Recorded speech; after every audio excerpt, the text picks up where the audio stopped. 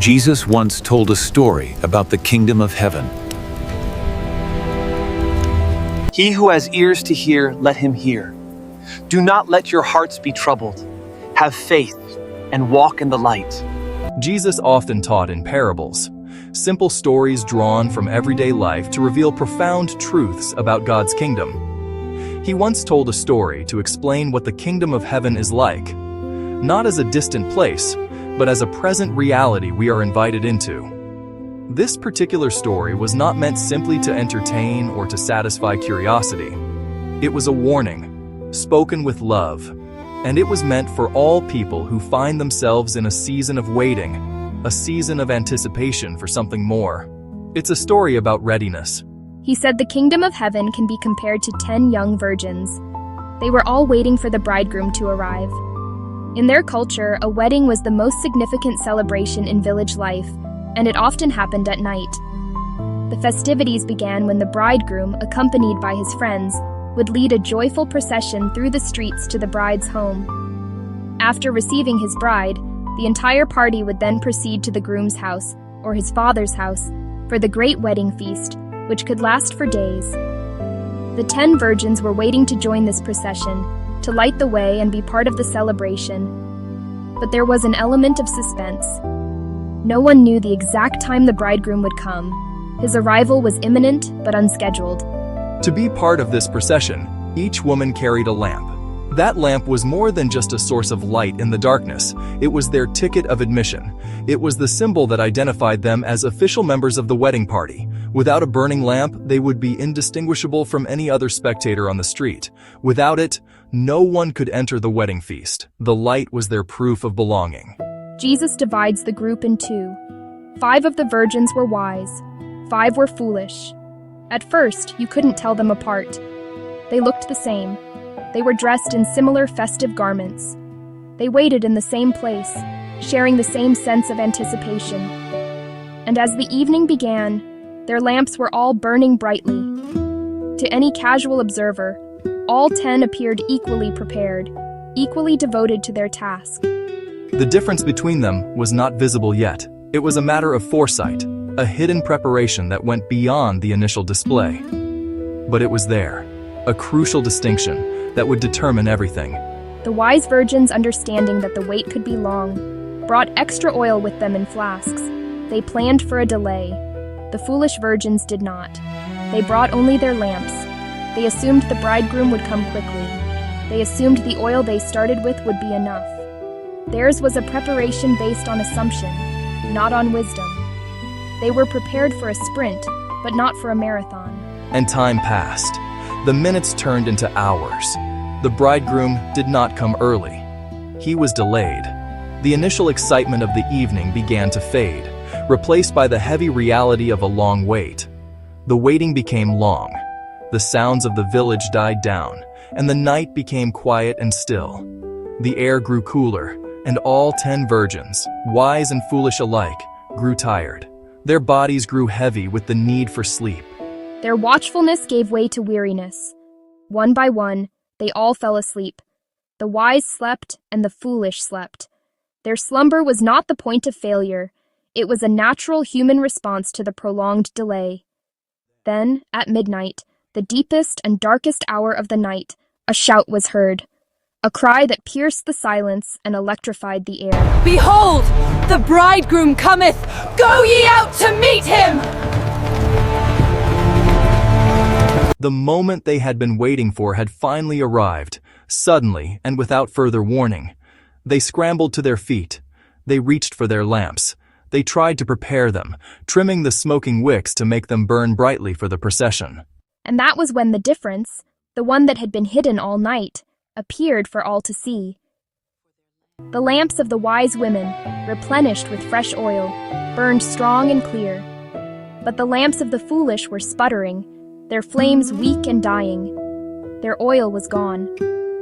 Our lamps are going out. We have nothing left. Please, give us some of your oil. We cannot. Their reply was not born of selfishness, but of tragic necessity. If we share, there may not be enough for any of us. Our lamps might go out too before the procession is over, It is better that you go to those who sell oil and buy some for yourselves. It was a desperate last-minute errand. The foolish virgins left to find oil in the middle of the night. But readiness cannot be borrowed at the last second. It must be cultivated beforehand. And while they were gone, searching for what they should have brought with them, the bridegroom arrived. The 5 wise virgins, their lamps held high and burning brightly, joined the procession.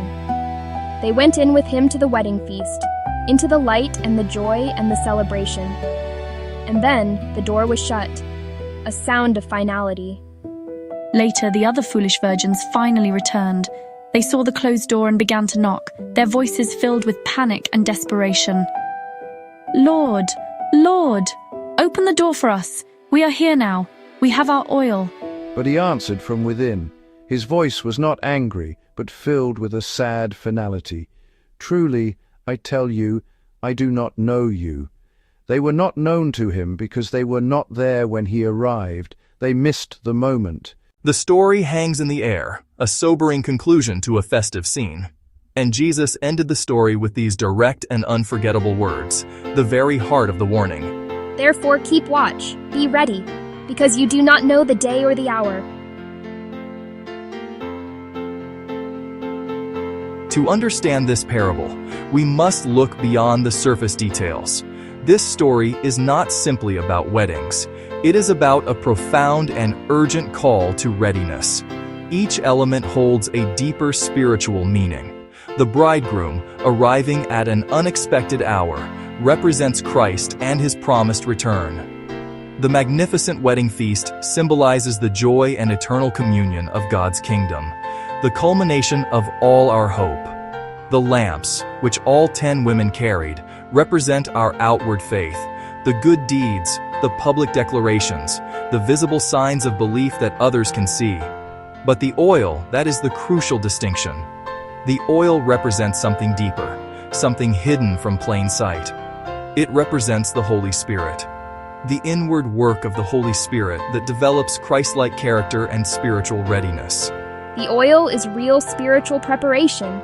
It is the inner life of the soul, nurtured in secret.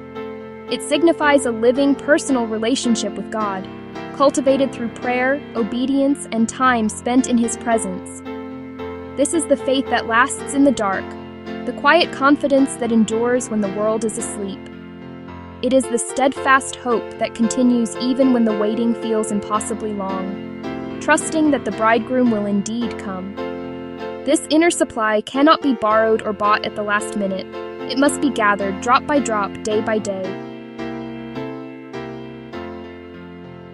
Lesson 1. Waiting is part of faith.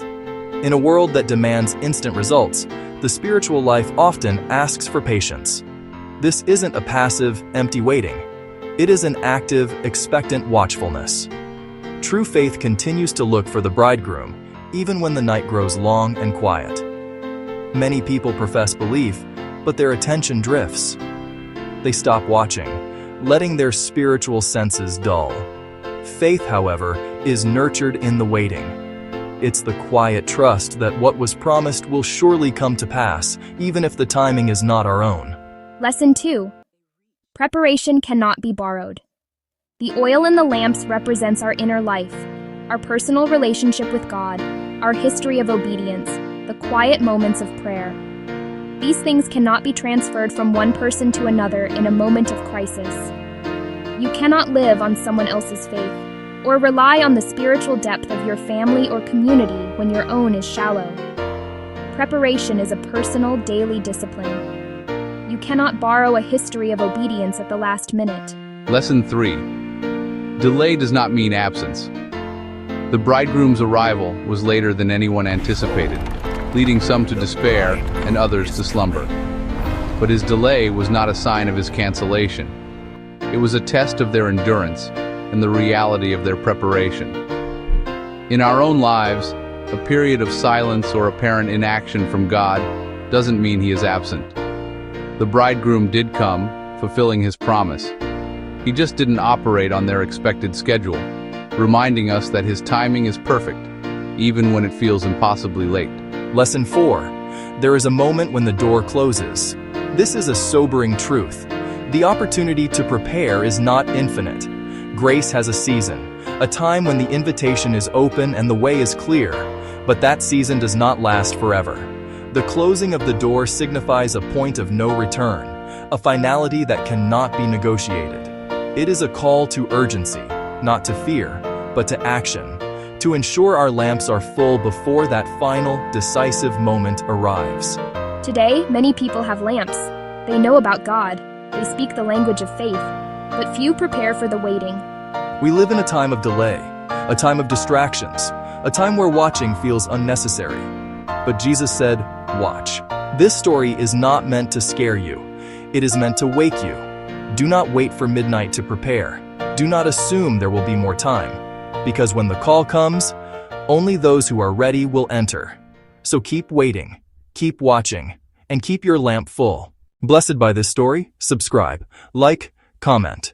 To Bono Sent Bible Truth.